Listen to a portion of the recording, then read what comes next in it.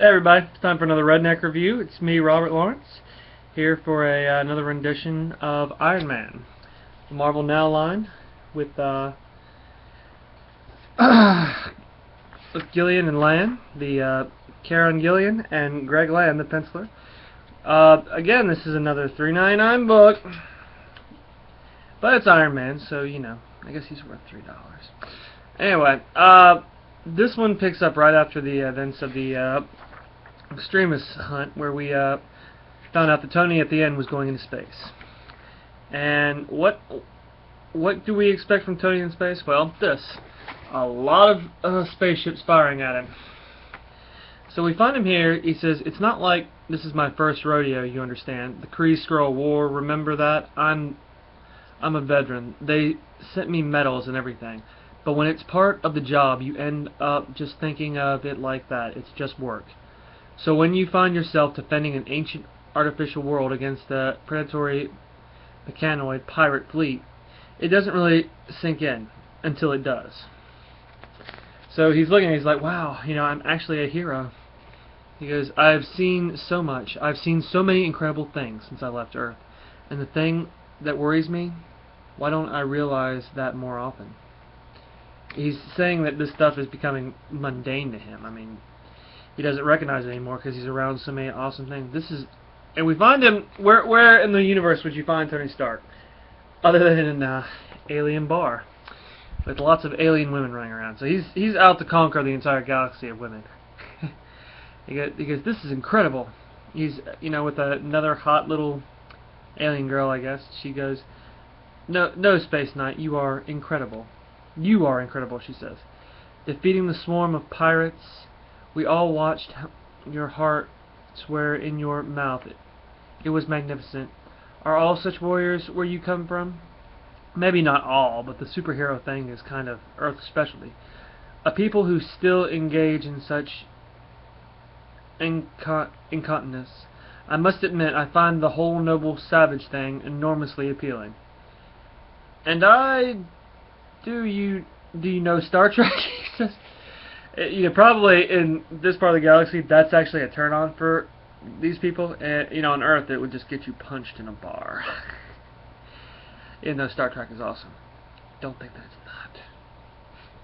Anyway, we find it in there. There were millennia when the Vold towards itself trekked amongst the stars. So no, you haven't heard of Star Trek, he says. Okay, and we see him still talking to this girl. This is going to be a Tony hookup story, I think.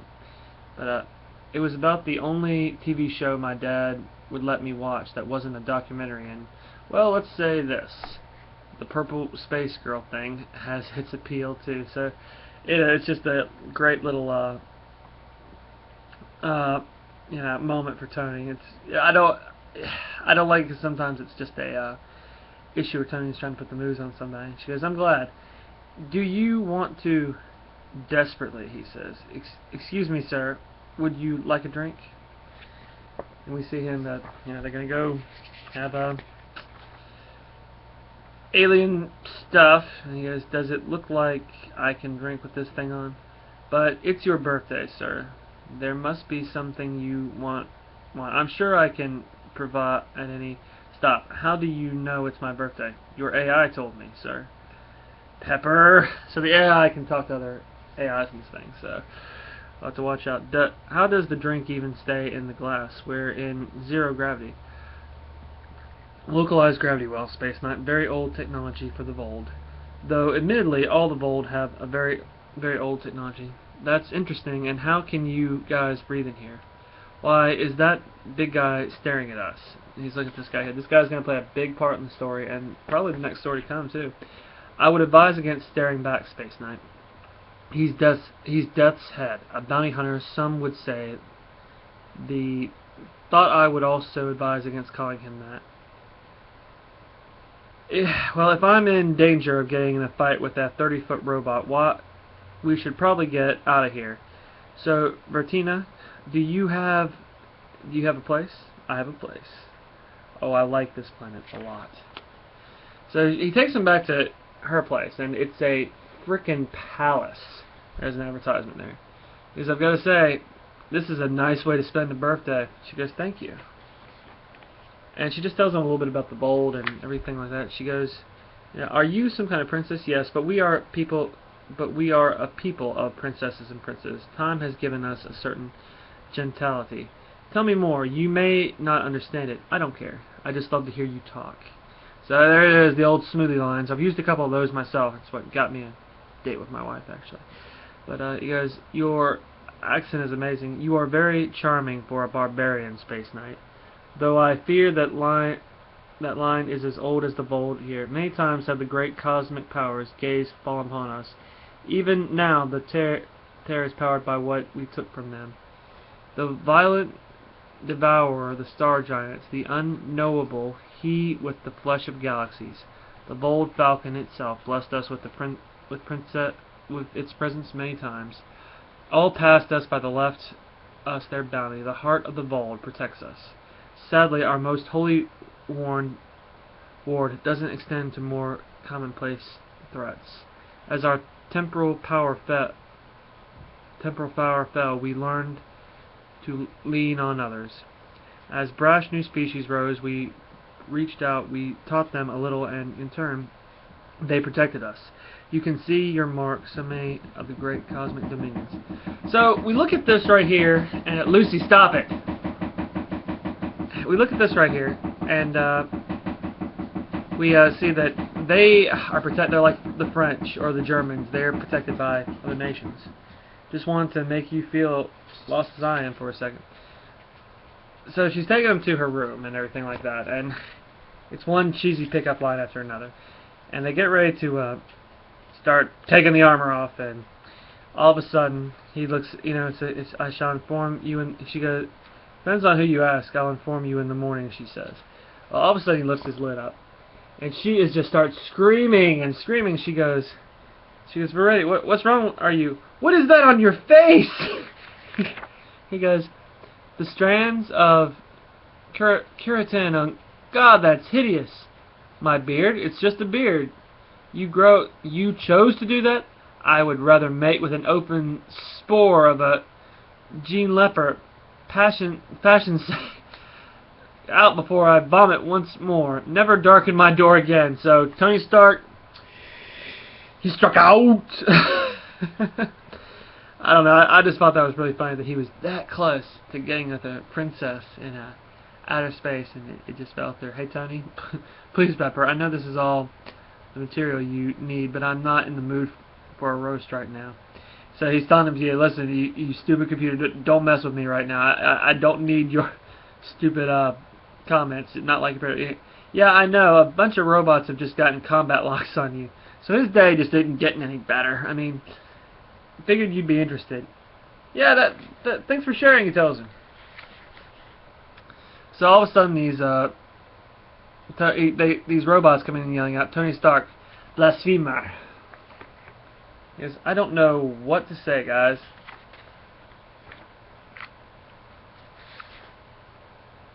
Is having a beard really such a big deal? So he thinks they're coming after him after the beard, and they're not. He's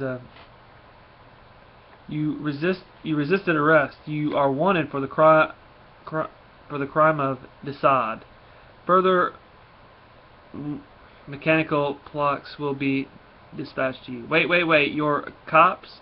You shot first. For such serious crimes and an individual of notable power, we could not risk escape. Further mechanical splits will... No, stop. I'm not running. Desaad, are you insane? Let's go clear this up. The computer just telling me, no, are you not crazy? You're not running. It's rise for the Supreme Justicar. He's been taken. He's saying to rise for the Supreme Justicar, which is this lady right here. And she tells him, finally, the God Killer. You've got the wrong guy. I think you're looking for Netsetcher, for Nidzachi, or I understand the confusion. The facial hair, you've missed him by a century and change. He goes, the bold falcon is gone. You are responsible. You are guilty of Desaad. So he's being charged with killing their god, basically, which is kind of funny because his armor that he's wearing right now is called the God Killer. It's my favorite armor. He goes, I have no idea what you're talking about. He's telling the Just Guard he's in prison like this. He goes, the bold falcon, or as you would call it, the phoenix, is gone. So it's an aftermath of A versus X that happened the summer before this came. He goes, oh, that guy. So we kind of end it right there. Alright guys, well that's the Redneck review for Iron Man, number 6, The God Killer, Aftermath. I liked this comic. I cannot give it a great review like I did the other ones. I want to, because I liked the story. I wanted to really give it a fair shake, but because it's just, for most of the pages, just a hookup scene, I can't do it. If you want to watch this, you can turn something up cheesy on TV or HBO or something like that. Well, for the actual story, I'm going to give it a 4. I think it's a fair assessment because it did give me these funny moments. It is leading to something. It's leading threads and stuff like that. But unfortunately, you don't know. I can't get in this one issue everything I need to know about the next one. So I've got to give the story a 4. The art, there's a lot of advertisements in here, so I've got to give that a 4.75. 4.7. Yeah, 4.75 is my final word on that one because it's too many advertisements. So there you have it, guys. The story is a 4, and the actual art is a 4.75. It's a great story, and I hate to do that to my favorite character, Iron Man, but yeah, there's the scores. Anyway, guys, thank you so much for looking at my review, and let us know what we're doing right or wrong for you. If you are a huge Iron Man fan, please send me some comments, because I'd love to hear from a couple other people, because to me, Tony Stark is the best. He's my favorite superhero of all time. Alright guys, well, like I said, my name is Robert Lawrence, and I'm the Red Prince, and this is Redneck Reviews, and God bless you all.